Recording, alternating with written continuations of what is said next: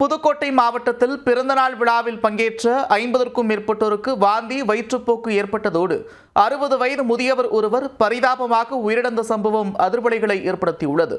அசைவ விருந்து ஒரு உயிரை பறித்தது எப்படி?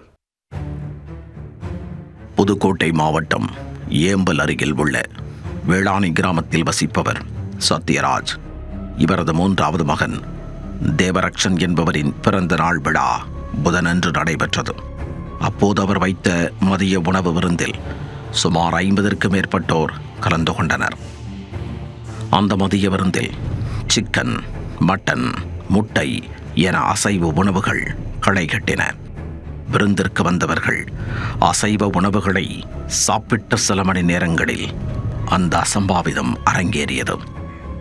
விருந்தில் கலந்து கொண்டவர்களுக்கு அன்று மாலை முதல் வாந்தி, மயக்கம், தலை சுற்றல் என அடுத்தடுத்து உடல் பாதிப்புகள் ஏற்பட ஆரம்பித்தது. தொடர்ச்சியாக வாந்தி, மயக்கம் ஏற்பட்ட 30 பேரை ஏம்பல் அரசு மருத்துவமனைக்கு அழைத்துச் சென்றனர்.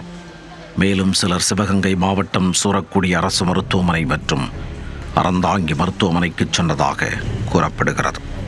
குழந்தைகள், பெண்கள், முதியவர்கள் என பலருக்கும் தீவிர சிகிச்சை அளிக்கப்பட்டு வருகிறது.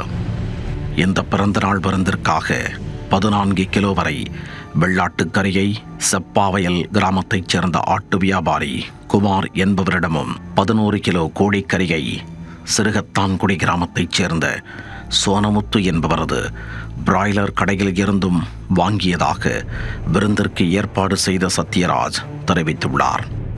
இந்நிலையில் வாந்தி, மயக்கம் ஏற்பட்டு சிகிச்சைக்கு செல்லாமல் வீட்டிலேயே இருந்த 60 வயதான கருப்பையா என்பவர் உடல்நலக்குறைவு ஏற்பட்டு பரிதாபமாக உயிரிழந்தார்.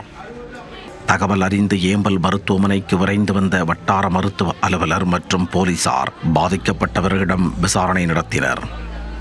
பிறந்தநாள் விழாவுக்கு ஏற்பாடு செய்த சத்யராஜ் தனது திருமணத்திற்கும் செப்பாவையில் குமாரிடம்தான் கறி வாங்கியதாக தெரிவித்தார். அப்போதும் 5 நபர்களுக்கு வாந்தி, வயிற்றுப்போக்கு ஏற்பட்டதாக தெரிவித்தார். இதனால் இறைச்சி விற்பனையாளர்களிடம் போலீசார் விசாரித்து வருகின்றனர். பிறந்தநாள் அசைவ விருந்தில் கலந்து கொண்டவர்களுக்கு வாந்தி, வயிற்றுப்போக்கு ஏற்பட்டதோடு அதில் ஒருவர் உயிரிழந்துள்ள சம்பவம் ஏம்பல் பகுதியில் பெரும் பரபரப்பை ஏற்படுத்தியுள்ளது.